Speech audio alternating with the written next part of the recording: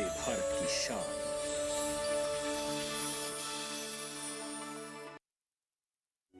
अलग हैं हम, ये रफ्तार नई है, ये रफ्तार सही है, ये जज्बा नया है, खुद ब खुद बयां है।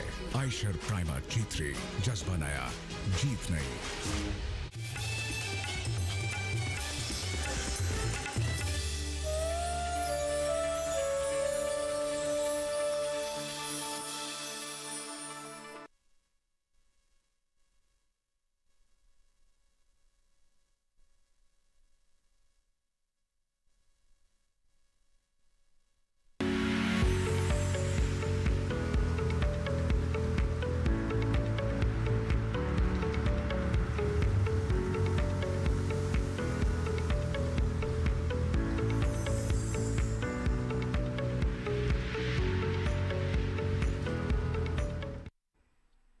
नमस्कार, आप देख रहे हैं दूरदर्शन किसान।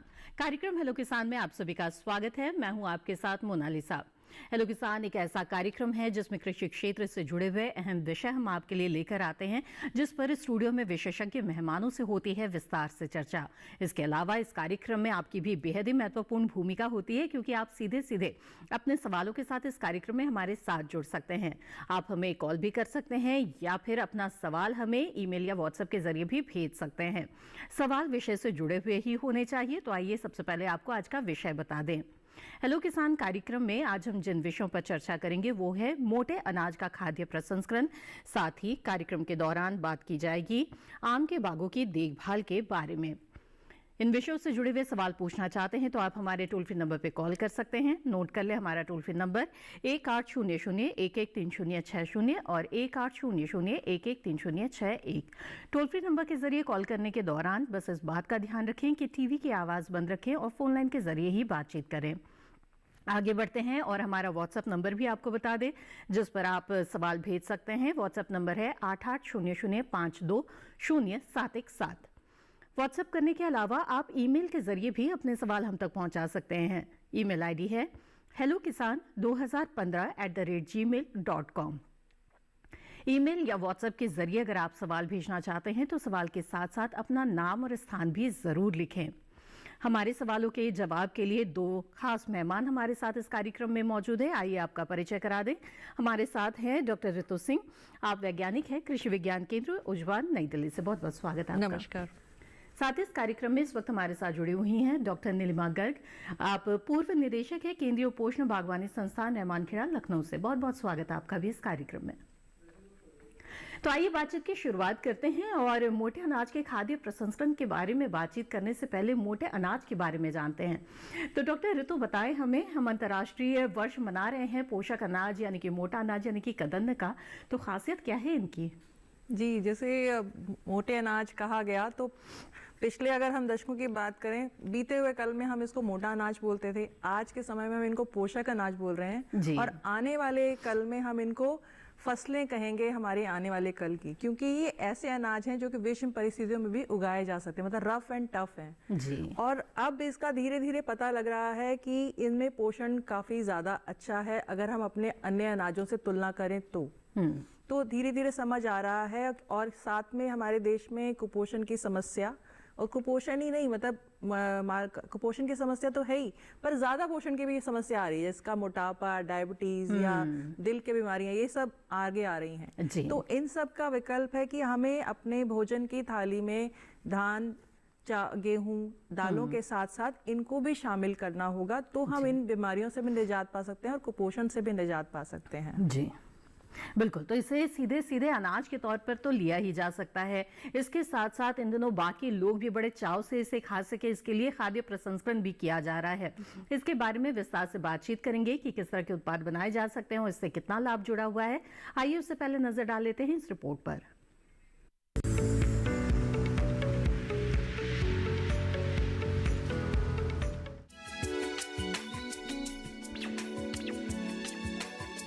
देश में मुख्य रूप से आंध्र प्रदेश, छत्तीसगढ़, गुजरात, हरियाणा, झारखंड, कर्नाटक, केरल, मध्य प्रदेश और महाराष्ट्र में मोटे अनाजों की खेती की जाती है। इनके अलावा उड़ीसा, पंजाब, राजस्थान, तमिलनाडु, तेलंगाना, उत्तराखंड, उत्तर प्रदेश और पश्चिम बंगाल में भी मोटे अनाज उगाए जाते हैं। अंतर्राष्ट्रीय स्तर पर मोटे अनाजों और इनसे बनने वाले खाद्य उत्पादों की मांग तेजी से बढ़ रही है। ऐसे में सरकार भी मोटे अनाजों की खेती, इसके प्रसंस्करण और मूल्य संवर्धन पर जोर दे रही है, जिससे किसानों की आमदनी भी बढ़ रही है। बता दें कि मोटे अनाजों में बाजरा, ज्वार, रागी, कांगनी, कोदो, कुटकी, चीना, सावा, ब्राउन टॉप मिलेट, टेफ मिलेट और फेलियो मिलेट आते हैं। मोटे अनाजों का प्रसंस्करण कर कई तरह के उत्पाद बनाकर आप अच्छा मुनाफा कमा सकते हैं। ज्वार से चॉकलेट, मफिन्स, पानी पूरी, बर्फी और समोसा बना सकते हैं, तो बाजरे से मुठिया, लड्डू और रागी से बालूशाही और पकौड़ी बनाई जा सकती है। मोटे अनाज से अलग अलग उत्पाद बनाने के लिए आप नई नई तकनीकों का इस्तेमाल कर सकते हैं। शुरू में व्यवसाय की शुरुआत छोटे स्तर पर करने के बाद बाजार मांग के हिसाब से व्यवसाय का विस्तार भी कर सकते हैं।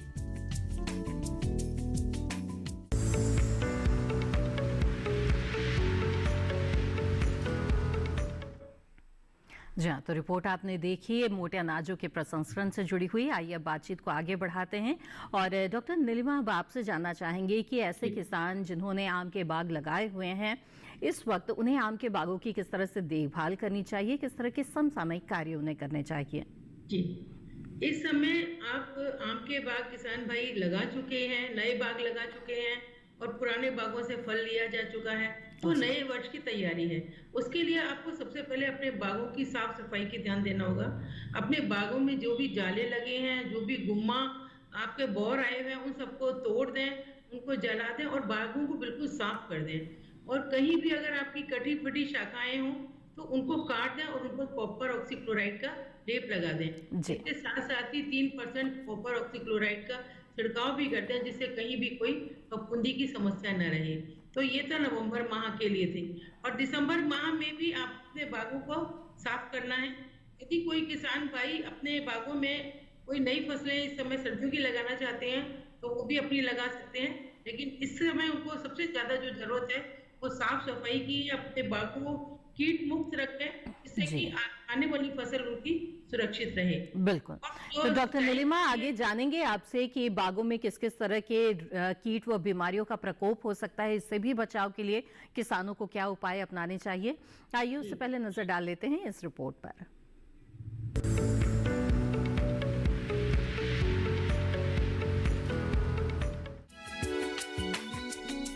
इस समय आम के बागों में की जाने वाली कृषि क्रियाओं का काफी महत्व है। इस समय आम के बागों की अच्छी तरह देखरेख करने का असर फलों की पैदावार पर पड़ता है। इस महीने में डायबैक के लक्षण दिखना आम बात है, इसलिए सबसे पहले मृत ऊतकों से लेकर स्वस्थ हरे भाग के 5 से 10 सेंटीमीटर की कटाई कर देनी चाहिए। फिर कॉपर ऑक्सीक्लोराइड की 0.3% मात्रा का 15 दिनों के अंतराल पर 2 बार छिड़काव करें। दवा के छिड़काव से पहले कृषि विशेषज्ञों की सलाह भी ले सकते हैं। इस महीने के दौरान बगीचे में जुताई कर खरपतवार को निकाल दें। जुताई से मिलीबग कीट, गॉलमेज कीट, फल मक्खी, गुजिया कीट के अंडे और प्यूपा नष्ट हो जाते हैं, जिससे इन कीटों को नियंत्रित करने में भी मदद मिलती है।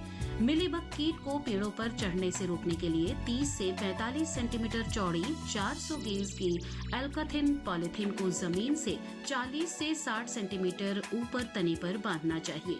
उस अवस्था में जब निम्फ यानी किशोर कीट पेड़ पर चढ़ चुके हों, वहां नीम बीज के गिरी के सत या नीम के तेल के घोल का छिड़काव करना चाहिए। इसके अलावा जिन पेड़ों पर गोंदार्ती यानी गमोसिस की समस्या दिखाई दे, उनके प्रभावित हिस्सों को खुरचकर बोर्डो लेप का उपयोग करें। यह मौसम छाल खाने वाले कीट को नियंत्रित करने के लिए भी एकदम सही है। कीट द्वारा बनाए गए छेदों की पहचान कर उनमें मिट्टी के तेल या पेट्रोल से भीगी रुई को डालें। इसके बाद उन्हें गीली मिट्टी से बंद कर दें।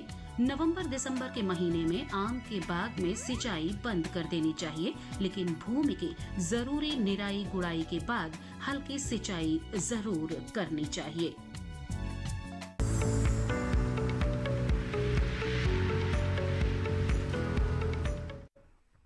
जी हाँ, तो रिपोर्ट आपने देखी और अब बातचीत को आगे बढ़ाएंगे, लेकिन इस बीच हमारे दर्शकों के सवाल आने भी शुरू हो गए हैं। तो आइए एक सवाल लेते हैं जो व्हाट्सएप के जरिए हमारे एक दर्शक ने भेजा है। अंकुर सहाय जी ने आजमगढ़ उत्तर प्रदेश से सवाल भेजा है व्हाट्सएप के जरिए। जानना चाहते हैं कि आम के फलों में काला उतक रोग होने के मुख्य कारण क्या है और इस रोग से फलों को कैसे बचाया जाए। जी डॉक्टर नीलिमा। देखिए, ये जो काला हो जाने वाला काला उत्तक रोग है, ये ज्यादातर करके ये फफूंदी की वजह से होता है। और इसका कारण, फफूंदी का कारण या तो उसमें खर्रा रोग भी जिसको कहते हैं, काला हो जाता है वो बाग, तो उसमें ये जब नमी ज्यादा होती है वातावरण में, फरवरी के महीने में जनरली करके ये आता है। पाउडरी मिल्ड्यू भी कहते हैं इसको। तो घुलनश की गंधक का 2 ग्राम पर लीटर के हिसाब से यदि छिड़काव कर दिया जाए तो ये खत्म हो जाता है। जी जी बिल्कुल। इसके लिए सबसे कि कोई भी रोग हो, सबसे ज्यादा जरूरी उपाय उसके लिए सफाई है। आप अपने बाग को एकदम साफ रखें जाला कीट से और अन्य उससे। और इसके साथ साथ यदि हम अपने बागों में थोड़ा थोड़ा करके जैसे पत्तियों को उसकी मल्चिंग करते रहेंगे तो भी उससे काफी रोगों का बचाव रह सकता है। जी जी बिल्कुल। तो अंकुर जी, मुझे उम्मीद है कि इस सलाह पर जरूर अमल करेंगे आप, और जान लिया आपने कि किस तरह से काला उतक रोग से बचाव कर सकते हैं। आइए अब आगे बढ़ते हैं और बातचीत को आगे बढ़ाते हैं। डॉक्टर रितु, आपसे जानना चाहेंगे कि मोटे अनाज को हमारे भोजन में शामिल करना बेहद ही जरूरी है, जैसे कि आपने बताया, और अब लोगों को जागरूक करने के लिए भी कई स्तर पर प्रयास किए जा रहे हैं। ऐसे में हमने देखा कि पिछले दिनों हमारे देश में जितने भी बड़े बड़े आयोजन किए गए उसमें मोटे अनाज के बने हुए बहुत तरह के व्यंजन परोसे गए। तो ऐसे में सवाल हमारे मन में भी उठता है कि इन मोटे अनाजों से कितने तरह के व्यंजन तैयार किए जा सकते हैं। कई प्रकार के व्यंजन तैयार किए जा सकते हैं, जैसे प्राथमिक स्तर पे प्रसंस्करण विधि अपनाकर, जैसे आपने अनाज लिया, साफ किया, उसको भिगा के सोक करना जिसे बोलते हैं, भिगा के फिर इस्तेमाल कर सकते हैं आटे के रूप में। आप उसको अंकुरित करके भी, क्योंकि इनमें कुछ ऐसे तत्व होते हैं जो कि हमें पूरी तरीके से पोषक तत्व मिलने नहीं देते, तो उनका असर कम करने के लिए थोड़ी सी प्राथमिक प्रसंस्करण प्रक्रियाएं हैं जो की जाती हैं। भिगोना हो गया, अंकुरण करना हो गया, भुनना हो गया और फिर सुखा के पीसना हो गया। तो इस तरीके से अगर आपने आटे के रूप में आपके पास आ गया तो आप इसका जो हमारा अपना अनाज का आटा है उसी में हम इसको मिला सकते हैं कुछ रेशो में लेके, जैसे 1:10 का, 1 से 10 भाग, 9 भाग आपका गेहूं का आटा हो गया तो आपका 1 भाग आपका मोटे अनाज का कोई भी आप अनाज दे सकते हो, चाहे बाजरा हो, ज्वार हो, रागी हो, कोदो हो, कुछ कोई भी आप ले सकते हैं। तो मिला दिया तो आप जो आप रोज की रोटी खा रहे हैं तो उसी में आपका वो सम्मिलित हो गया। पर उसने क्या किया, आपको एक पोषण जो हमें चाहिए, जो क्योंकि हम कहते हैं कि मोटे अनाज में पाए जाने वाले पोषक तत्व हमारे जो अन्य अनाज हैं उनसे 4 से 5 गुना होते हैं जी। तो वो मिल जाते हैं। फिर आप उसी आटे से आप बेकरी प्रोडक्ट्स यानी कि केक, बिस्किट, ब्रेड, मफिन्स, ये सब बना सकते हैं। जानेंगे आपसे कि और आगे क्या क्या उत्पाद इससे बनाए जा सकते हैं, लेकिन इस बीच हमारे साथ कार्यक्रम में पहले कॉलर जुड़ गए हैं। आइए उनका सवाल यहाँ पर ले लेते हैं। मुकेश जी देवास मध्य प्रदेश से इस वक्त हमारे साथ फोन लाइन पर जुड़े हुए हैं। जी मुकेश जी, स्वागत है आपका, पूछिए अपना सवाल। जी नमस्कार मुकेश जी, बताएं। 3 साल पहले बाग लगाया है जी। आम के बाग लगाए आपने? जी, 3 साल के बाद में। ठीक है। तो उसकी उसमें हो रहा है जी, पेड़ सूख रहे हैं, क्या समस्या आ रही है? ऊपर से सूख। अच्छा, पेड़ ठीक है, पेड़ ऊपर से सूख रहे हैं। डॉक्टर नीलिमा, क्या वजह हो सकती है इसकी? इसका ये उकठा रोग कहलाता है, जो कि फफूंदी की वजह से होता है, लेसियोडिप्लोडिया की वजह से। तो जो ब्रांच आपकी सूख रही है उसको काट दें, उसको जला दें और उसके बाद पौधे में थोड़ा आप खाद डालते रहें जिससे कि उसमें न्यूट्रिशन बना रहे, और कॉपर ऑक्सीक्लोराइड का छिड़काव करें, उससे आपको फायदा होगा। जी बिल्कुल, कॉपर ऑक्सीक्लोराइड का। जी ठीक है मुकेश जी, मुझे उम्मीद है कि जरूर आप इस सुझाव पर अमल करेंगे। डॉक्टर नीलिमा, आपसे जानना चाहेंगे कि ये जो समय है, क्या इस समय पोषक तत्व प्रबंधन में भी कुछ खास बातें हैं जिनका ध्यान रखना होता है किसानों को? इस समय तो देखिए, इस समय तो नहीं कोई खाद दी जाती है, लेकिन इससे पहले सितंबर के महीने में खाद दी जाती है। ठीक। और इसके बाद फिर हम लोग फरवरी के महीने में खाद देने की संस्तुति करते हैं। तो यदि फिर भी कोई किसान भाई अपने यहाँ खाद देना चाहते हैं तो वो हल्की मात्रा में गोबर की खाद डाल सकते हैं। और मैं ये कहूंगी कि जिनके नए बाग हैं वो लोग अपने नए पेड़ों को, जो नए पौधे लगाए हैं, उनको पुआल से ढक के रखें, जिससे कि वो सर्दी से बचे रहें, पाले से बचे रहें। बिल्कुल, तो पाले से भी जो नए पौधे हैं उनको बचाना बेहद ही जरूरी है। बिल्कुल डॉक्टर नीलिमा, दोबारा आपका रुख करेंगे। इस बीच हमारे साथ अगले कॉलर जुड़ गए हैं, उनसे बात करते हैं। विपिन जी सागर मध्य प्रदेश से इस वक्त हमारे साथ फोन लाइन पर हैं। जी विपिन जी, स्वागत है आपका, पूछे अपना सवाल। जी मैम नमस्कार। जी नमस्कार, बताइए। हमारे 2 सवाल हैं जी। पहला सवाल मैम ये था कि मोटे अनाजों का प्रसंस्करण क्या ऑनलाइन सीखा जा सकता है सोशल मीडिया पर? और जी। दूसरा सवाल मैम ये था कि आमों के पेड़ लगे हैं हमारे यहाँ पे, काफी पुराने हैं, तो उस पर रेड कलर की चींटियां हैं बहुत ज्यादा, उस पर मतलब हाथ लगाओ तो अपने हाथों पे भी आ जाती हैं, तो ये जी। मित्र कीट है या फिर किसी बीमारी के लक्षण है, ये जानना था। ठीक है, आइए आपके दोनों सवालों के जवाब देते हैं। डॉक्टर ऋतु, पहले आपसे जानना चाहेंगे कि जो मोटे अनाज का प्रसंस्करण है उसके बारे में कहाँ से सीखा जाए? आपके इसका मोटे अनाज का जो हमारा एक संस्थान है हैदराबाद में, भारतीय कृषि कदन्य संस्थान हैदराबाद, आप वहाँ से कर सकते हैं। नहीं तब तक तो आपके नज़दीकी जो भी कोई कृषि विज्ञान केंद्र है वहाँ पे भी आप जाके जानकारी इसके बारे में ले सकते हैं।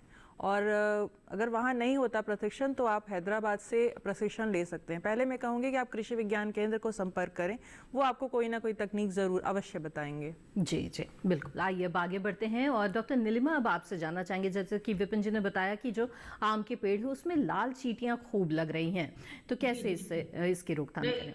ये मित्र कीट नहीं है लाल चींटियां, और इसके लिए यदि आप क्लोरोपाइरीफॉस लेकर के 200 ml पर 100 लीटर पानी में घोल करके और छिड़काव करें तो ये चींटियों से आपका वो बचाव हो जाएगा, मर जाएंगी। जी जी जी विपिन जी, ये चींटियां कभी भी ये फायदेमंद नहीं होती हैं। बिल्कुल।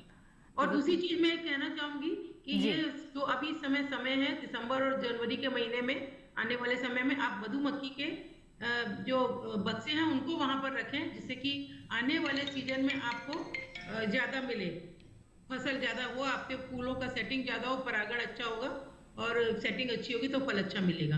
तो मधुमक्खी के बक्से का भी आप इंतजाम कर सकते हैं इस समय। बिल्कुल बिल्कुल। जी आइए अब आगे बढ़ते हैं और अगले कॉलर भी इस बीच हमारे साथ जुड़ गए हैं, उनका भी सवाल ले लेते हैं। विष्णु नागर जी इस वक्त हमारे साथ जुड़े हुए हैं। विष्णु जी स्वागत है आपका, पूछिए अपना सवाल। हमारा सवाल है मैम, हमारे जो आम का पेड़ है ना जी, वो उसके जो मोड़ आते हैं ना फरवरी में जी जी, वो सूख जाते हैं, गुच्छे बन जाते हैं। जी जी गुच्छे बन जाते हैं। हाँ। जो इसका मतलब कि वो गुम्मा रोग लग जाता है, आपका गुम्मा रोग है। पुष्प आप कह रहे हैं कि बौर आता है, गुच्छा बन जाता है और फिर उसमें फल नहीं लगता है। जी, तो ऐसे में तो क्या ये उपाय करें? जी, इसके लिए देखिए, ये गुम्मा रोग जो होता है ये एक तरीके का, इसमें फ्रूट सेट नहीं होता है, ये देखने में लगते हैं ये फॉल्स सेटिंग होती है और उसमें कोई फल नहीं आता है। तो ऐसे गुम्मा रोग से ग्रसित जो डाले हैं उनको हटा देना चाहिए, जिससे कि वो आगे वो पौधे के अफेक्ट नहीं करेंगे। जी उन लोग को उनको हटा करके ऐसी ब्रांचेस को और जला देना चाहिए। जी बिल्कुल। तो विष्णु जी, उम्मीद है सुझाव पर जरूर आप अमल करेंगे और इससे आपको लाभ भी होगा। इसी तरह से कार्यक्रम हेलो किसान में हमारी बातचीत जारी रहेगी मोटे अनाज के खाद्य प्रसंस्करण और आम के बागों की देखभाल के बारे में, लेकिन फिलहाल कार्यक्रम में वक्त हो गया है एक छोटे से ब्रेक का। जल्द हाजिर होंगे, आप बने रहें दूरदर्शन किसान पर।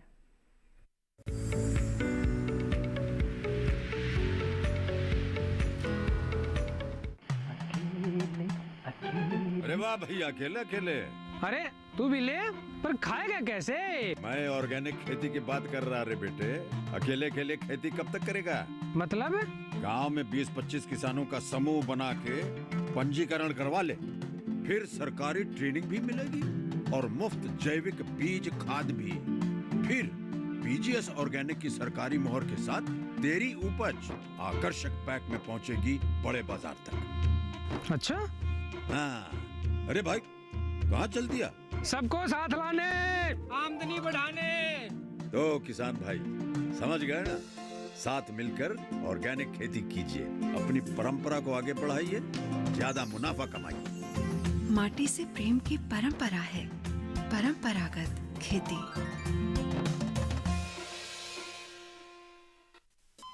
अरे सुन तो। मुझे क्या सुनाना चाहते हो? जो सुनाओ मेरी सौतन को। किसको? अरे वही तुम्हारा मोबाइल फोन जिससे सुबह शाम दिन रात चिपके रहते थे और कहते थे किसान कॉल सेंटर से बातें हो रही हैं। अच्छा ये बात है। हाँ, क्यों? क्या हुआ? अब बात नहीं होती क्या? अब तो झट से बात हो जाती है। ऐसा क्या? हाँ, अब तो ज्यादा लाइनें और खास तकनीक के कारण खेती के माहिरों से तुरंत बात हो जाती है। और अगर कभी लाइन व्यस्त हो तो अपनी समस्या फोन पर रिकॉर्ड करा दो, वहाँ से फोन आ जाता है और समस्या की हल का मैसेज भी आ जाता है। ये देखो आ गया। अरे वाह, इसका मतलब इंतजार की घड़ी अब खत्म। हाँ। तभी मैं सोचूं कि आजकल मुझ पर इतना प्यार क्यों आ रहा है। कृषि संबंधी समस्याओं का अपनी भाषा में तुरंत हल पाने के लिए पूरे भारत में किसी भी फोन से हेल्पलाइन नंबर पर संपर्क करें। किसानों का दोस्त किसान कॉल सेंटर।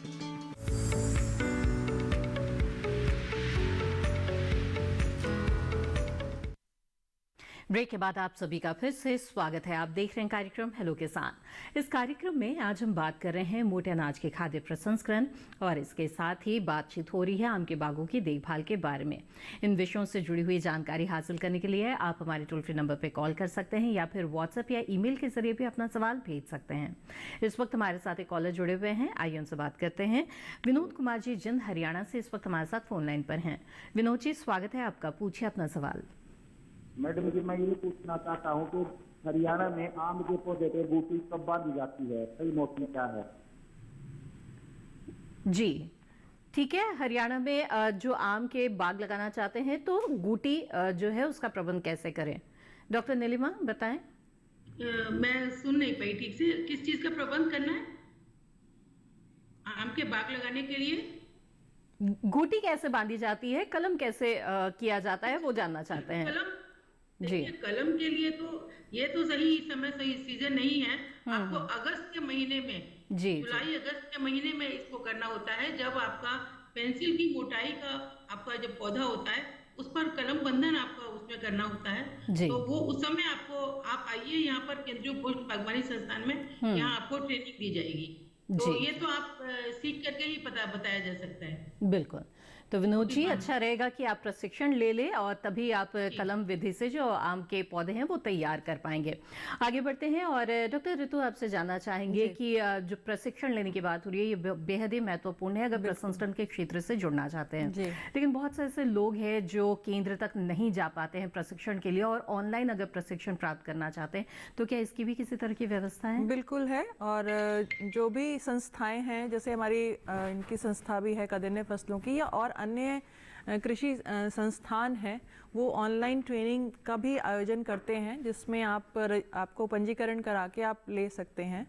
और इसमें कृषि विज्ञान केंद्र भी बहुत अहम भूमिका निभा रहे हैं, तो वहाँ पे भी आप संपर्क करके प्रशिक्षण प्राप्त कर सकते हैं। क्योंकि इनका प्रसंस्करण में, मोटे अनाज के प्रसंस्करण में आपको उसकी तकनीकी जानकारी होने की बहुत ज़्यादा ज़रूरत है, क्योंकि इन अनाजों को हम सीधा ऐसे इस्तेमाल नहीं कर सकते, हमें कुछ प्रसंस्करण विधियाँ अपनानी पड़ेंगी जो कि आपको प्रशिक्षण लेने के बाद ही मिल सकती हैं। बस हाँ, मैं ये अनुरोध करूंगी कि सोशल मीडिया पे जैसे आते हैं अलग अलग, आप उन पे इतना विश्वास नहीं कर सकते जब तक आप किसी संस्था से आप जुड़ के ही आप उनसे जानकारी लें, तो अब अच्छा रहेगा आपके लिए। जी जी बिल्कुल। आइए अब आगे बढ़ते हैं और अगले कॉलर का रुख करते हैं। नंदस्वरूप मिश्रा जी बाराबंकी उत्तर प्रदेश से हमारे साथ फोन लाइन पर जुड़ गए हैं। नंदस्वरूप जी स्वागत है आपका, पूछे अपना सवाल। मैं जानना ये चाहती हूँ, मोटा अनाज है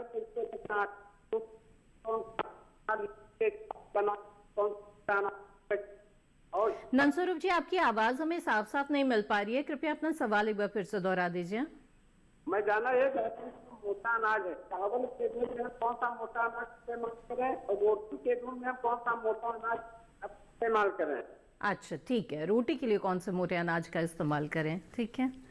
आप जैसे आपके क्षेत्र में जो जैसा हो रहा हो आप उसका इस्तेमाल कर सकते हैं। आप रोटी के लिए ज्वार, बाजरा, रागी, इनका आप आराम से इस्तेमाल कर सकते हैं, पर आप इसमें आपको थोड़ा सा गेहूं या बेसन मिला के करेंगे तो आप अच्छे से रोटी बेल के बना पाएंगे। जी जी, क्योंकि ये बिलता नहीं है, क्योंकि ग्लूटेन फ्री होते हैं ये। जी जी।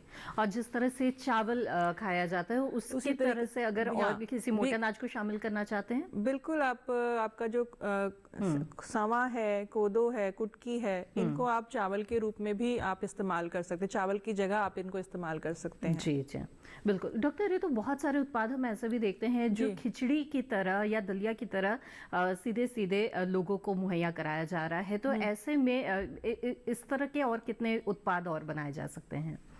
जैसे ये खिचड़ी दलिया जो सो हमारे एक पौष्टिक भोजन है, और क्योंकि इसमें सारी चीज़ों का सम्मिलन होता है, दालें भी आ जाती हैं, सब्जियां भी आ जाती हैं, तो एक संपूर्ण आहार हो जाता है। तो आप इसी तरीके से आप इनको सूखे फॉर्म में भी एक रेडी टू ईट जो आजकल, क्योंकि बाज़ार जो आजकल मांग करता है कि समय नहीं होता लोगों के पास, तो वो इंस्टेंट चाहते हैं, तो इस तरीके से खिचड़ी के जो पैक होते हैं वो भी बनाए जा सकते हैं। इसके अलावा दलिया, आप भुना हुआ दलिए की पैकिंग कर सकते हैं, और इसी से आप सूजी, जी मोटे अनाज से हम सूजी, पोहा जिसको हम फ्लेकिंग कहते हैं, पोहा बन सकता है, जो कि हमारे कई प्रकार के व्यंजनों में इस्तेमाल हो सकता है। बिल्कुल। तो ऐसे कई व्यंजन हैं जो नाश्ते के तौर पे भी अगर आप इस्तेमाल कर रहे हैं तो उसमें भी मोटे अनाज को शामिल कर सकते हैं। आइए अब आगे बढ़ते हैं और अगले कॉलर का रुख करते हैं। नीरज कुमार जी पटना बिहार से इस वक्त हमारे साथ फोन लाइन पर हैं। जी नीरज जी, स्वागत है आपका, पूछे अपना सवाल। नमस्कार मैडम। जी नमस्कार, बताएं। मैडम हम आम का बगीचा लगा हुआ है जी, तो उसमें मेरा 10 जो है ना मैडम, 4-5 टहनी के साथ सूख गया है जी तो जी। उसको पाव का हम। अब पहला सवाल, एक सवाल आ रहा है कि बिहार में मिलेट का खेती कौन सा समय में होता है और कौन कौन होता है? अच्छा, बिहार में मिलेट्स की खेती के बारे में भी आप जानना चाहते हैं? तो हाँ। ठीक है, ये पहले डॉक्टर नीलिमा का रुख कर लेते हैं और जानते हैं कि आम की जो टहनियां सूख रही है इसकी क्या वजह हो सकती है और आप क्या कर सकते हैं। तो डॉक्टर नीलिमा बताएं। आम की जो टहनियां सूख रही हैं वो वही है जो मैंने बताया, उक्टा रोग है जी, कि आम में लग जाता है, एक तरीके की फफूंदी होती है। तो सबसे पहला तो यही है काम आगे कीजिए, आप अपने बागों को बिल्कुल साफ सुथरा रखें, कहीं भी कुछ सड़ ना रहा हो, और ऐसी जो टहनियां हैं इनको काट करके और कटे हुए स्थान पर आप कॉपर ऑक्सीक्लोराइड का लेप लगा दें, जिससे कि फर्दर वो और शाखाओं में वो ना फैले। और अगर हमारे यहाँ तो ऐसा भी प्रयोग किया गया कि यदि ताजे गोबर का लेप लगा दिया जाए, गाय के गोबर का, तो उससे भी ये जो टहनी में सूखने की समस्या है वो भी कम हो सकती है। जी बिल्कुल। आइए अब आगे बढ़ते हैं और डॉक्टर ऋतु, आपका क्या सुझाव रहेगा मिलेट्स की खेती को लेकर के? बिहार की जैसे बात कर रहे हैं तो वहाँ के अगर वातावरण के हिसाब से देखा तो वहाँ पे ज्वार आप लगा सकते हैं, और आप कोदो वहाँ पे लगा सकते हैं, क्योंकि वहाँ का जो जलवायु के हिसाब से थोड़ा सा होता है, तो आप ये 2 फसलें आप वहाँ पे ले सकते हैं लगाने के लिए।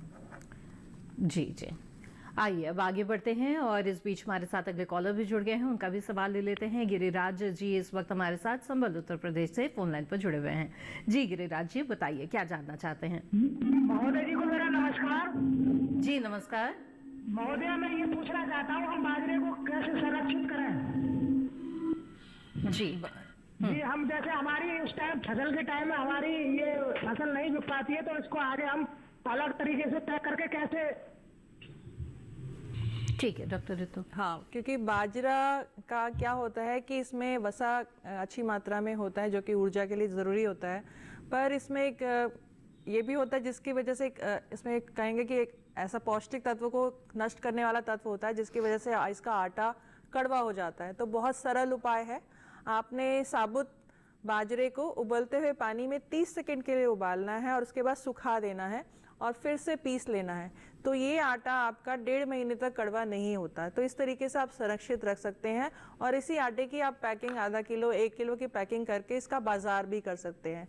और यही नहीं, आप इसी आटे को फिर अपना कई उत्पाद बनाने में भी आप कर सकते हैं। जैसे आपका कहेंगे कि हम बेकरी के उत्पादों में भी उसमें आप इसको दे सकते हैं अगर उसका प्रशिक्षण ले लें तो। और मल्टीग्रेन आटा भी आप तैयार कर सकते हैं इसी बाजरे के आटे से। उसमें गेहूं का आटा भी थोड़ा मिला दीजिए, थोड़ा चने का आटा मिला दीजिए, एक मल्टीग्रेन आटा भी आप एक उत्पाद आपका बन के आएगा जिसको भी आप बाजार कर सकते हैं। सबसे सरल और मैं तो कहूँगी कि कम पूंजी वाला व्यवसाय ये बन सकता है। बिल्कुल। आइए अब आगे बढ़ते हैं और अगले कॉलर का रुख करते हैं। रामहंस कुशवाहा जी वाराणसी उत्तर प्रदेश से इस वक्त हमारे साथ फोन लाइन पर हैं। जी राम जी, स्वागत है आपका, पूछे अपना सवाल। हाँ मैडम, मेरा सवाल ये है कि वाराणसी जैसे क्षेत्र में जी मिलेट्स की कौन कौन सी फसलें लगाई जा सकती हैं? ठीक है, आइए जानते हैं डॉक्टर ऋतु। आप वाराणसी में आपका ज्वार तो हो ही सकता है और आपका सांवा भी हो जाएगा, और अगर मतलब क्योंकि इनको कम पानी की आवश्यकता होती है तो आप वो भी देख सकते हैं कम, और इनको तापमान या विषम परिस्थिति में उग सकते हैं। तो ये है कि आप और इन फसलों का ट्रायल एक कह दें कि ले सकते हैं कि आप इनको लगा के देख सकें, पर आपका ज्वार तो है ही और सवा है, और कोदो भी आप ले सकते हैं। जी बिल्कुल रामहंस जी, उम्मीद है आपके सवाल का जवाब मिल गया होगा। आगे बढ़ते हैं और व्हाट्सएप के जरिए हमारे दर्शक जो सवाल भेज रहे हैं इन्हें भी कार्यक्रम में शामिल करते हैं। अगला सवाल भेजा है मनप्रीत कौर जी ने पंजाब अबोहर से, और ये जानना चाहती हैं कि क्या इनके यहाँ पर आम की खेती हो सकती है, अगर हाँ तो कौन सी किस्में ले सकती हैं। जी डॉक्टर नीलिमा, क्या सुझाव होगा आपका? बिल्कुल, पंजाब में बहुत अच्छे से आम की किस्में लगाई जा सकती हैं, और सभी किस्में मैं तो कहती हूँ लगाई जा सकती हैं, पर ज्यादातर करके वहाँ पर आप चौसा वैरायटी और दशहरी वैरायटी ये वहाँ पर काफी चलेगी। और तोतापरी एक ऐसी वैरायटी है जो कहीं भी किसी भी क्षेत्र में लगाई जा सकती है, इनको आप ट्राई कर सकते हैं। जी जी बिल्कुल। आइए अब आगे बढ़ते हैं और इस बीच हमारे साथ अगले कॉलर जुड़ गए हैं, उनका भी सवाल ले लेते हैं। राजकुमार मौर्य जी संबल उत्तर प्रदेश से हमारे साथ फोन लाइन पर हैं। जी राजकुमार जी, स्वागत है आपका, बताइए क्या जानना चाहते हैं? नमस्कार जी नमस्कार। ये जानना चाहता हूँ, मतलब आम के पेड़ की दूरी कितनी होनी चाहिए? जी आम के पेड़ की दूरी जो है वो 5 गुणा 5 मीटर 5 मीटर के डिस्टेंस पे आप लगाएंगे तो बहुत अच्छा रहता है। ये आपका सघन बागवानी भी हो जाएगा और आपको अच्छा उत्पाद मिलेगा। वैसे जो स्टैंडर्ड है वो 10 से 10 मीटर की दूरी रहती है पुराने जमाने में, पर आजकल जो है 5 बाई 5 का हमारे संस्थान द्वारा इसको स्टैंडर्डाइज किया गया है। डॉक्टर नीलिमा, किस तरह से गड्ढों की तैयारी करनी होती है? गड्ढों की तैयारी के लिए तो ये आपको मई के महीने में गड्ढा खोद दिया जाता है, आधा मीटर चौड़ा और 1 मीटर गहरा। जी। तो उसकी जो मिट्टी है वो ऊपर की मिट्टी को एक तरफ रखते हैं और जो नीचे की मिट्टी है उसको गड्ढे के दूसरी तरफ। तो 1 महीने तक हम उसको पूरा खोल देते हैं गड्ढे को, जिससे कि उसमें धूप लगती रहे और जो भी सूक्ष्म जीव है उनका संक्रमण वो बहुत खत्म हो जाए। और बाद में क्या करते हैं, जो ऊपर की मिट्टी है उसको नीचे डालते हैं और जो नीचे की मिट्टी है उसमें सड़ी हुई गोबर की खाद को मिला करके और फिर गड्ढा को तैयार कर दिया जाता है। और बाद में पौधों में उसमें क्लोरोपाइरीफॉस भी मिलाते हैं, जिससे आपकी दीमक की समस्या ना आए। बिल्कुल। आइए अब आगे बढ़ते हैं और हमारे साथ अगले कॉलर जुड़ गए हैं नईमुद्दीन जी झांसी उत्तर प्रदेश से, उनसे बात करते हैं। जी नईमुद्दीन जी, स्वागत है आपका, बताइए क्या सवाल है? नमस्कार मैम। जी नमस्कार। ये निवेदन है कि ज्वार के पेड़ों में कई शाखा निकल गई हैं, उसमें छोटे छोटे भुट्टे भी लग रहे हैं, किंतु या तो उन भुट्टों में दाना नहीं है अथवा गुणवत्ता युक्त दाना नहीं है, तो क्या करें जिसमें हमारा अच्छे दाने प्राप्त हो जाएं ज्वार के? धन्यवाद। डॉक्टर जी, तो कुछ सुझाव आपकी तरफ से? इसमें मैं यही कहूंगी, क्योंकि ये थोड़ा सा वैसा विषय है सस्य विज्ञान का, तो आप नजदीकी किसी भी कृषि विज्ञान केंद्र से संपर्क कर लेंगे, उनको दिखा देंगे तो देख के वो आपको अच्छे से बता देंगे कि ये क्या समस्या और कैसे इसका निवारण हो सकता है। तो कृपया कृषि विज्ञान केंद्र से संपर्क कर लें। जी नईमुद्दीन जी, उम्मीद है जरूर आप जल्द से जल्द इस सुझाव पर अमल करेंगे और कृषि विज्ञान केंद्र के किसी कृषि वैज्ञानिक से जरूर संपर्क करेंगे। इसी के साथ यहाँ पर कार्यक्रम में लेते हैं एक और छोटा सा ब्रेक, जल्द हाजिर होंगे। आप बने रहें दूरदर्शन किसान पर।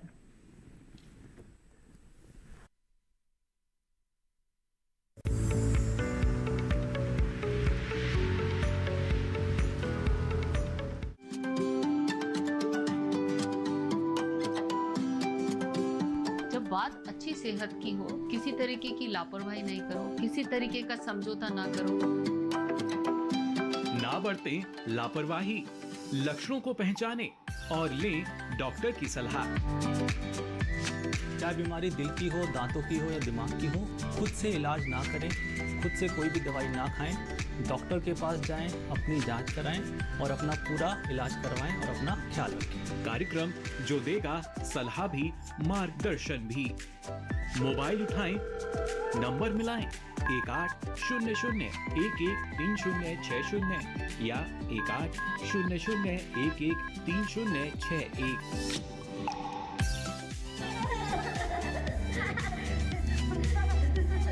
आपके अपने फोन इन कार्यक्रम स्वस्थ किसान में हर शनिवार शाम 6 से 7 बजे सिर्फ डीडी किसान पर।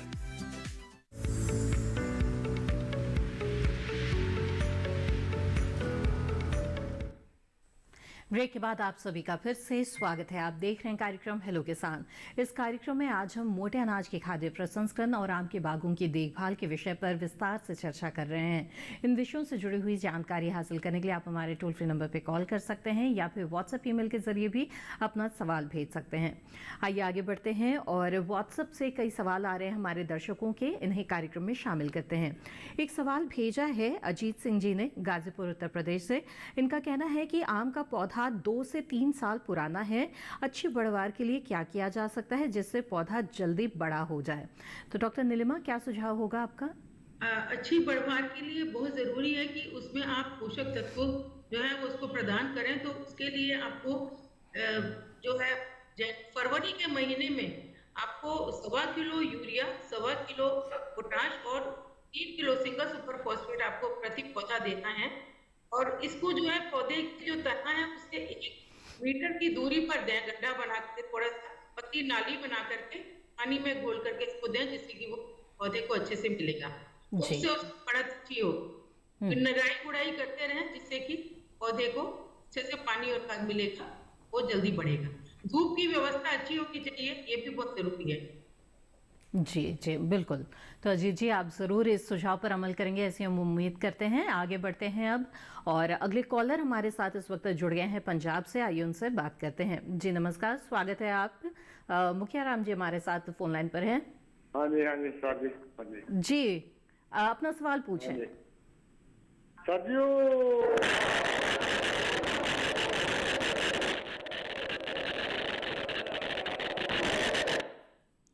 मुख्तियार जी, आप अपना सवाल पूछ सकते हैं। चलिए, हमारा संपर्क टूट गया है। आइए अब आगे बढ़ते हैं। और डॉक्टर ऋतु, आपसे जानना चाहेंगे कि जैसे कि आपने बताया बहुत तरह के उत्पाद मोटे अनाजों से बनाए जा सकते हैं। अब उत्पाद बनाने के साथ ही उसकी पैकेजिंग हो या ब्रांडिंग हो, ये भी बहुत ज़रूरी होता है। तो इसके लिए आप क्या सुझाव देना चाहेंगे?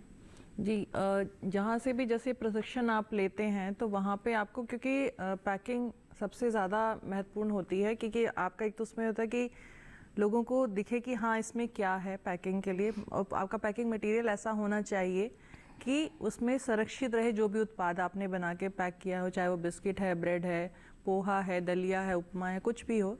तो ये वो बहुत ज़रूरी हो जाता है। और ये आपका इसका प्रशिक्षण के दौरान ही आपको ये जानकारी दी जाती है। साथ ही खाद्य उत्पाद है, और खाद्य उत्पाद का बाजार करने के लिए आपको पंजीकरण भी करना पड़ता है FSSAI से। तो वो भी कैसे लेना होता है, और बहुत ज़्यादा मुश्किल नहीं होता है, ऑनलाइन होता है, वो भी पंजीकरण ज़रूर लें। कोई भी आपने खाने का उत्पाद बेचना है तो ये प्रमाणीकरण है कि आपका उत्पाद सही है, आप बेच सकते हैं। तो ये रजिस्ट्रेशन करा के आप लाइसेंस ले सकते हैं ये, और आपको आसानी से मिल जाते हैं। बहुत एक छोटा शुल्क होता है जो कि देना होता है आपको। तो ये आपको प्रशिक्षण के दौरान तो जानकारी मिल ही जाती है, वरना आपको जब भी कभी समय लगे, आपको भी लगे जानना हो, तो आप संपर्क कर सकते हैं हम लोगों से। जी बिल्कुल। आइए अब आगे बढ़ते हैं और भी सवालों को शामिल करते हैं। यमुनानगर हरियाणा से इस वक्त हमारे साथ एक कॉलर जुड़े हुए हैं, रामजी लाल जी। आइए उनसे बात करते हैं। पूछिए अपना सवाल। रामजी लाल जी, आपकी आवाज हमें बहुत धीमी मिल रही है, कृपया अपना सवाल एक बार फिर से दोहरा दीजिए। हाँ जी, हाँ जी। मेरा जो है जी, मैंने आम के पेड़ लगा रखे थे जो, तो सूख जाता है जी। आपने आम के पेड़ लगाए हैं और आपका सवाल है कि ये सूख रहे हैं बार। मेरा आम का पेड़। ठीक है डॉक्टर नीलिमा जी, आपने आम के पेड़ लगाए हैं और वो सूख रहे हैं, तो आप अपनी मिट्टी की जांच करवा लें, कहीं आपकी मिट्टी में दीमक तो नहीं है। बहुत ही जरूरी है कि सभी बागवान भाई अपनी मिट्टी की जांच करवाएं, और मिट्टी में कोई रोग है या दीमक है तो उसका तुरंत उपचार कराएं। और उसके उपचार के लिए आप क्लोरोपाइरीफॉस जो है वो 0.3% इसको जो है वो आप मिट्टी में घोल बना करके डालेंगे तो उससे आपकी दीमक सही हो जाएगी। मेरे ख्याल से देखिए, पेड़ 2 तरह से सूखता है, या तो वो उसमें पानी बहुत ज्यादा दिया जाए, ओवर वाटरिंग हो जाए तो वो सूख जाता है, अन्यथा उसमें मिट्टी में दीमक होती है या कोई और अन्य रोग लगा होता है, और ये सब जांच से पता चलेगा। तो ये अपनी मिट्टी की जांच करवा लें। जी। आइए अब आगे बढ़ते हैं और अगले कॉलर का रुख करते हैं। शिव जी इस वक्त हमारे साथ रांची झारखंड से जुड़े हुए हैं। जी शिव जी, स्वागत है आपका, पूछे अपना सवाल।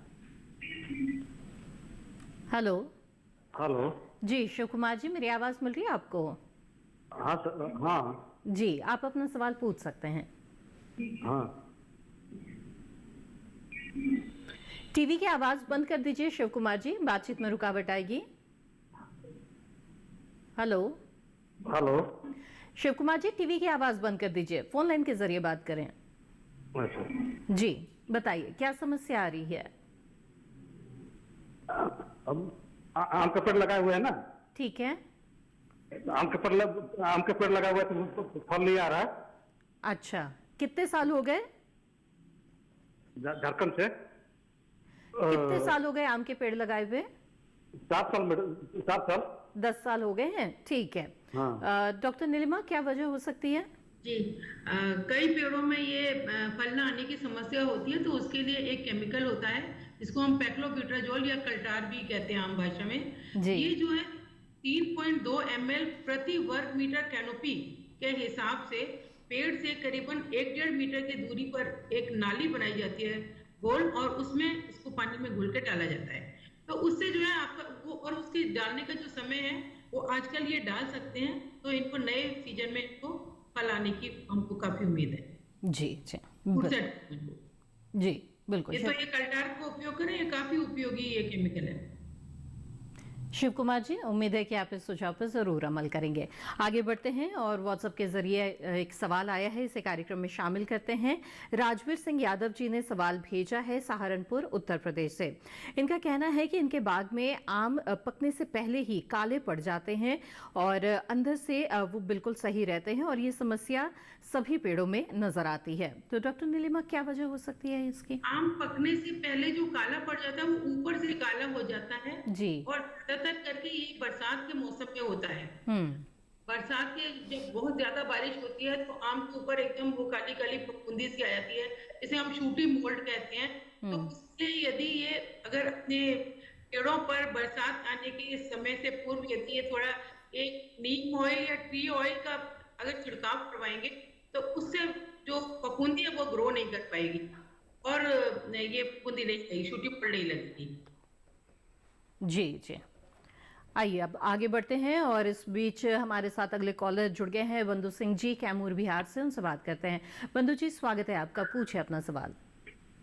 हाँ जी बताएं बंधु जी। हमारा टीवी की आवाज बंद कर दीजिए बंधु जी, बातचीत में रुकावट आएगी इससे।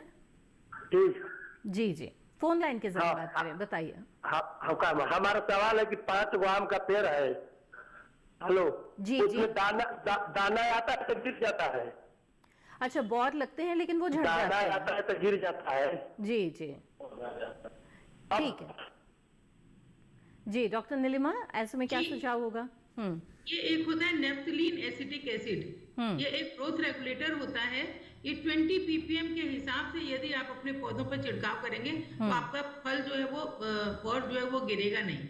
अच्छा, ये नेफ्थलीन एसिटिक एसिड इसका छिड़काव किया जाएगा। जी बिल्कुल, तो उम्मीद है बंधु जी आप जरूर इस सुझाव पर अमल करेंगे। आगे बढ़ते हैं। डॉक्टर ऋतु, आपसे जानना चाहेंगे कि मोटे अनाज के प्रसंस्करण को लेकर के अगर इकाई स्थापित करना चाहते हैं किसान, तो उन्हें क्या करना चाहिए, कैसे शुरुआत करनी चाहिए? आपको जैसे सबसे पहले कि आपने कौन सा अनाज ले रहे हैं, मैं तो कहूँगी कि आपके क्षेत्र में जो मोटा अनाज हो सकता है उसी के प्रसंस्करण इकाई में जाइए, क्योंकि किसी भी इकाई को शुरू करने के लिए भी कच्चे माल की आवश्यकता होती है। बहुत दूर से लाना पड़े तो उसमें काफ़ी ज़्यादा खर्चा हमारा हो जाता है। तो जो भी आपके क्षेत्र में मोटा अनाज हो रहा है, आप उसका प्रसंस्करण करके इकाई लगा सकते हैं। फिर आता है कि आप उसमें करना क्या चाहते हैं, आप क्या उत्पाद करें। तो उत्पाद वो करें जो जिसकी मांग बहुत ज़्यादा हो, जिसका लोगों में खाने में जो ज़्यादा लेते हो। जैसे आटे की बात हो गई, दलिया की बात हो गई, ये सभी भोजन में हमारे में ज़रूर लिया जाता है। या अगर आपका शहरी क्षेत्र है तो वहाँ के उत्पाद के हिसाब से आपका ब्रेड, बेकरी के उत्पाद आप ले सकते हैं। फिर आजकल बच्चों के लिए भी इनसे काफ़ी अच्छे कहेंगे नाश्ते की चीज़ें बनाई जा सकती हैं। एक्सट्रूजन एक टेक्निक होती है, उसको लगा के तो उससे भी बच्चों के लिए अलग अलग पैकेट में पैकिंग करके, और आप बहुत कम इसमें खर्चा आता है। मतलब शुरू में तो मशीन का आपका खर्चा आएगा, पर इसके लिए भी विकल्प है कि आपको जो हमारा खाद्य प्रसंस्करण मंत्रालय है वहाँ से आपको ऋण मिल जाता है। वहाँ से आप इस इकाई के लिए ऋण लेकर आप एक ये इकाई शुरू कर सकते हैं, और मतलब आप पे पैसे का भी बोझ नहीं आएगा। और मैं कहूँगी कि इसमें आप अकेले ना मिलके आप एक समूह में करेंगे तो आप पे ज़्यादा बोझ भी नहीं आएगा। जी बिल्कुल। आइए अब आगे बढ़ते हैं और इस बीच हमारे साथ अगले कॉलर जुड़ गए हैं, उनका सवाल लेते हैं। उमेश सिंह जी कुशीनगर उत्तर प्रदेश से हमारे साथ फोन लाइन पर हैं। उमेश जी स्वागत है आपका, बताइए क्या जानना चाहते हैं। लगाए हैं हेलो, आम का बाग लगाए हैं। ठीक है, कोई 3 साल का है, कोई 4 साल का है। ठीक है, नए कल्ले आ रहे हैं। अच्छा, फल नहीं आ रहे हैं। जो उसकी नरम पत्तियां हो रहे हैं वो कीड़े खा जा रहे हैं। ठीक है, तो कौन सी दवा डालें हम? जी डॉक्टर नीलिमा बताएं। जी, कीड़ों को से बचाने के लिए वैसे जो इस समय हम कहेंगे जो सुरक्षित दवा है, आप दवा अगर कोई इस्तेमाल करना चाहें तो आप वैसे नीम ऑयल का इस्तेमाल कर सकते हैं। ये 3% का नीम ऑयल का यदि छिड़काव करते हैं तो बहुत अच्छे से आपके सब कीड़े मर जाएंगे, पत्तियां आपकी बची रहेंगी। केंद्रीय उपज बागवानी में संस्थान में इस पर उन लोगों ने काफी प्रयोग किया और नीम ऑयल को काफी इफेक्टिव पाया है। जी जी बिल्कुल, तो नीम के तेल का इस्तेमाल किया जा सकता है। बिल्कुल उमेश जी, हमें उम्मीद है कि जरूर आप इस सुझाव पर अमल करेंगे और इससे आपको लाभ भी होगा। इसी के साथ हेलो किसान कार्यक्रम में रुकते हैं एक और छोटे से ब्रेक के लिए। जल्द हाजिर होंगे, आप बने रहें दूरदर्शन किसान पर।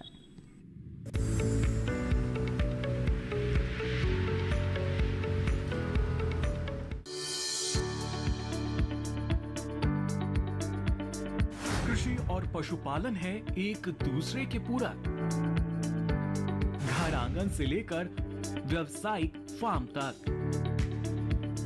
मुर्गी पालन से लेकर रेगिस्तान के जहाज तक, बीमारियों से अब पशुपालक ना हो परेशान। विशेषज्ञ करेंगे आपकी समस्या का समाधान। जुड़िए हमसे, पूछिए अपने सवाल। ईमेल के जरिए भी आप हमारे साथ जुड़ सकते हैं। हमारी ईमेल आईडी है ddkisanapc@gmail.com। हमारे टोल फ्री नंबर हैं 1800-113060 और 1800-113061। देखिए अपना पशु चिकित्सक हर रविवार शाम 6:30 बजे दूरदर्शन किसान चैनल पर।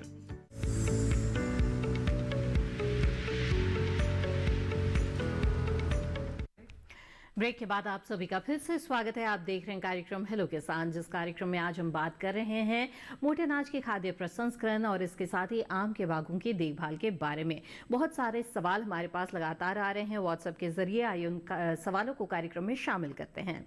एक सवाल भेजा है बादल पाटीदार जी ने खरगोन मध्य प्रदेश से। इनका कहना है कि आम के पेड़ इन्होंने लगाए हैं, केसर किस्म की है, लेकिन डायबैक जो रोग है इसकी समस्या आ रही है। तो क्या सुझाव रहेगा डॉक्टर नीलिमा आपका? डायबैक के लिए तो वही है कि आप अपनी मिट्टी में देख लें कि एक तो पानी बहुत ज्यादा ना हो, खेत एकदम साफ सुथरा हो, और जो पेड़ सूख इसका, क्योंकि कोई बहुत बिल्कुल सटीक उपाय नहीं है डायबैक का, तो इसका यही है कि बचाव ही इसका उपाय है। आप इसको जो भी आपकी शाखाएं या जो पौधे जो सूख गए हैं उनको काट दिया जाए और बिल्कुल सफाई कर दी जाए। मैं तो ये कहूंगी कि उनकी जड़ को भी निकाल दिया जाए, जिसको सब बना दिया जाए, जिससे कि वो रोग आगे न फैले। बिल्कुल, और साफ सफाई ही इसका एकमात्र उपाय है। जी आइए अब आगे बढ़ते हैं, अगले कॉलर का रुख करते हैं। छोटू राम जी नागौर राजस्थान से हमारे साथ जुड़े हुए हैं। छोटू राम जी स्वागत है आपका, बताइए क्या सवाल है। हेलो नमस्कार जी। नमस्कार, टीवी की आवाज बंद रखिएगा, अपना सवाल पूछ सकते हैं आप। जी टीवी की आवाज बंद कर दीजिए छोटू राम जी, बताएं। हाँ बिल्कुल मैम, सवाल हमारा ये था कि मोटे अनाज से क्या क्या बना सकते हैं, ज्वार से। ठीक है, किसी खास मोटे अनाज का जिक्र करना चाहेंगे? चलिए, आमतौर पे कौन कौन से और उत्पाद बनाए जा सकते हैं जानते हैं, डॉक्टर ऋतु बताएं। आपका जैसे राजस्थान से हैं तो राजस्थान तो बाजरा का एक कहेंगे कि गढ़ ही है, काफ़ी अच्छा बाजरा का उत्पादन होता है, तो आप बाजरे से शुरुआत कर सकते हैं। बाजरे का आपका कई आपके उत्पाद हैं। अगर आप नाश्ते के रूप में जाना चाहें तो आप उसके नमकीन वगैरह बना सकते हैं। और यही नहीं, बाजरे को अगर हम दालों के साथ आटे के मिलाएं तो उसका पापड़ भी बना सकते हैं। और इसके बाद इसके अलावा हम बाजरों को पॉपिंग जिसे कहते हैं, जैसे आपका मक्का के फुले बनते हैं ऐसे बाजरा के फुले ही बनते हैं।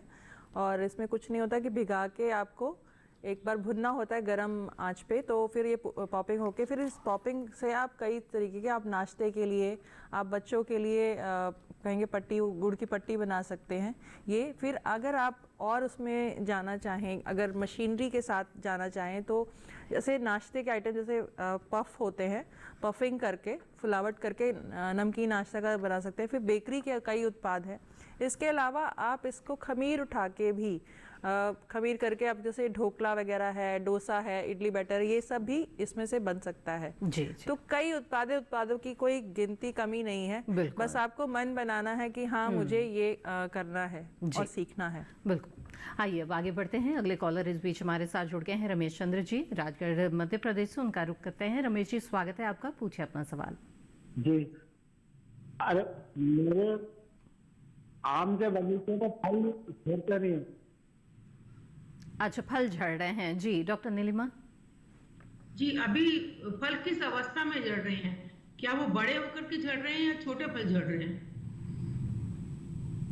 संपर्क टूट गया हमारा नीलिमा जी।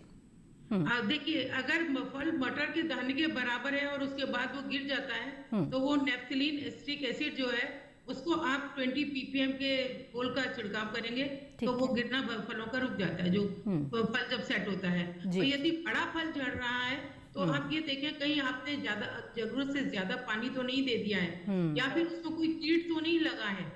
कोई कीट भी काट देता है डंठल से तो फल गिरने लगता है, तो ये देखना पड़ेगा कि क्या कारण है। यदि कोई कीट काट रहा है तो फिर उसमें आप नीम ऑयल का छिड़काव करते हैं, जिससे कि कीड़ों की समस्या का निदान होगा।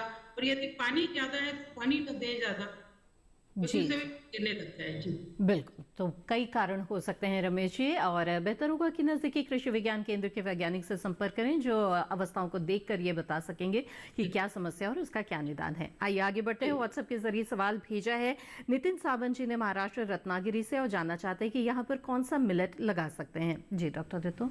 आपका बाजरा है यहाँ पे, और बाजरा कम है, मतलब ज्वार आप लगा सकते हैं आसानी से, ज्वार के लिए अच्छा ये जगह है। और आपका सवा आपका लग सकता है यहाँ पे, ये आप इन दो फसलों को ट्राई कर सकते हैं लगाने के लिए। जी आइए आगे बढ़ते हैं। अगला सवाल ले लेते हैं। हनुमान साय जी ने सवाल भेजा जयपुर राजस्थान से, जानना चाहते हैं कि आम के पौधों को सर्दी व पाले से कैसे बचाएं। जी डॉक्टर नीलिमा। उसके लिए उनको छोटे पौधों को बचाने के लिए तो आपको पुआल से उनको ढक दिया जाए, तो उससे वो पाले से बचे रहेंगे। पुआल जो एक छतरी टाइप की बना करके, यदि कुछ थोड़ा ज्यादा बड़ा पौधा है तो उसमें आप छतरी बना सकते हैं, कुछ उसमें शेड टाइप का दे सकते हैं। अदरवाइज छोटा है तो फूस का एक तिकोना सा बना करके और उससे वो ढका जाता है। जी बिल्कुल। आइए अब आगे बढ़ते हैं और अगले कॉलर का रुख करते हैं। इस बीच हमारे साथ कॉलर जुड़ गए हैं उदयवीर जी, उनसे बात करते हैं। नमस्कार, स्वागत है आपका उदयवीर जी, बताइए क्या सवाल है। मेरे साथ पहले दो आम के पौधा है, तो उसमें साहब 2-3 साल पहले फल आ रहे थे, अब 2 साल हो गए फल नहीं आ रहे। उदयवीर जी आपकी आवाज हमें साफ साफ नहीं मिल पाई, कृपया फिर से अपना सवाल दोहरा दीजिए। जी आपके आम के पेड़ हैं। जी ठीक है, और फल नहीं आ रहे। डॉक्टर नीलिमा क्या करें? वही कल्टार जो है वो 3.2 ml पर वर्ग मीटर कैनोपी का मतलब उसका छत्र, जो आम के पेड़ का जितना बड़ा छत्र है उसमें प्रति वर्ग मीटर, यदि वो एक वर्ग मीटर के लिए 3.2, यानी यदि अगर आपका 2 वर्ग मीटर का छत्र है या 4 वर्ग मीटर का छत्र है तो 3.2 ml पर वर्ग मीटर के हिसाब से आप घोल बना लें, पेक्लोबिट्राजोल या कल्टार का। बाल्टी में उसको घोल लें और आम के पेड़ की चारों तरफ 1 मीटर दूरी पर एक नाली बना के उसमें इसको डालें, आपका फल जरूर आएगा, ये विश्वास है, ये बिल्कुल गारंटी है। जी। डॉक्टर नीलिमा गर्ग, आपने बहुत अच्छी जानकारियां दी हमें कार्यक्रम के दौरान। आपका बहुत बहुत शुक्रिया हमारे साथ जुड़ने के लिए। बहुत बहुत धन्यवाद मुझे बुलाने के लिए। धन्यवाद। चलिए अब आगे बढ़ते हैं और अगला सवाल ले लेते हैं। एक सवाल भेजा है हमारे दर्शक ने, नाम नहीं लिखा है, जानना चाहते हैं मोटे अनाज का प्रसंस्करण कोर्स कहाँ से करना होगा। जी डॉक्टर। जैसे मैंने पहले ही बताया कि हमारा संस्थान है आपका हैदराबाद में, वहाँ से प्रशिक्षण ले सकते हैं। और आप कौन से राज्य से हैं ये? दर्शक ने अपना नाम और स्थान नहीं बताया, तो बस फिर यही कहेंगे कि दूसरा, अगर आप नज़दीकी जाना चाहते हैं तो जिले के कृषि विज्ञान केंद्र या कृषि विश्वविद्यालय भी होते हैं, तो हो सकता है अगर वहाँ वो हों तो आप वहाँ संपर्क कर सकते हैं प्रशिक्षण के लिए। बिल्कुल। और चलते चलते कुछ सुझाव आपकी तरफ से किसानों के लिए जो मोटे अनाज के प्रसंस्करण से जुड़ना चाहते हैं? बिल्कुल, बहुत अच्छा ये है और विकल्प है, और इस पे सरकार भी हमारे काफ़ी योजनाएं हैं प्रशिक्षण के लिए और पूंजी के लिए। दोनों योजनाएं काफ़ी अच्छी चल रही हैं, तो आगे आएंगे तो इसका बाजार बहुत बड़ा है। आपने देखा इस वर्ष हमारा अंतर्राष्ट्रीय मोटे अनाज का वर्ष है, जिनको हम सुपर फूड भी कह रहे हैं, पोषक अनाज भी कह रहे हैं, श्री अन्न भी कह रहे हैं। तो और इसकी दुनिया भर में काफ़ी मांग बढ़ रही है, क्योंकि हम भारत जो है इसमें उगाने में, इसके उत्पादन में नंबर 1 पे आ रहा है और इसकी मांग बढ़ रही है। तो आगे आएं और पर प्रशिक्षण लेकर ही किसी भी इकाई को शुरू करें, तो बाजार की कमी नहीं है आपको, राष्ट्रीय स्तर पे भी और अंतर्राष्ट्रीय स्तर पे भी। चलिए जल्दी से एक सवाल ले लेते हैं। हमारे साथ कॉलर जुड़ गए हैं, गोगाराम चौधरी जी, उनसे बात कर लेते हैं। जी नमस्कार, स्वागत है आपका, पूछे अपना सवाल।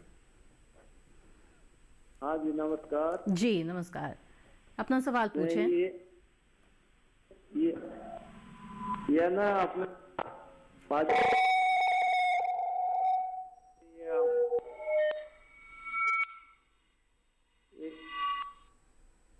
चलिए हमारा संपर्क टूट गया है, लेकिन बहुत अच्छी जानकारियां हमें मिली डॉक्टर ऋतु आपसे मोटे अनाजों के प्रसंस्करण के बारे में। बहुत बहुत धन्यवाद हमारे साथ जुड़ने के लिए। तो विस्तार से जाना आपने कि किस तरह से जो मोटे अनाज है इन्हें हमें हमारे खाने में ज़रूर शामिल करना चाहिए, और इसके लिए बहुत तरह के उत्पाद इन दोनों बाजार में मिल रहे हैं। किसान इसके प्रसंस्करण से जुड़कर अच्छा लाभ ले सकते हैं। इसके साथ ही आम के बागों की देखभाल किस तरह से करें, इसके बारे में भी जाना। उम्मीद है ये जानकारियाँ आपके लिए ज़रूर फायदेमंद साबित होंगी। आइए आगे बढ़ते हैं और हेलो किसान के अगले विषय के बारे में आपको बता दें। हेलो किसान कार्यक्रम में जो अगला विषय रहेगा वो रहेगा प्याज की उन्नत किस्में एवं उत्पादन प्रबंधन के बारे में। साथ ही बात की जाएगी बागवानी में रोजगार की संभावनाओं के विषय पर भी। इन विषयों से जुड़े हुए सवाल पूछने के लिए आप हमें ईमेल भेज सकते हैं। ईमेल आईडी है hellokisan2015@gmail.com।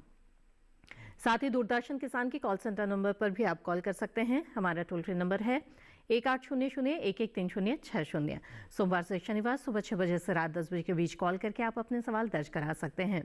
साथ ही हेलो किसान कार्यक्रम को आप दूरदर्शन किसान के यूट्यूब चैनल पर भी देख सकते हैं।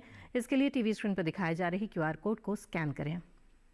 इसके साथ इस कार्यक्रम में बस इतना ही। हमें दीजिए इजाजत। आप बने रहें दूरदर्शन किसान पर। नमस्कार।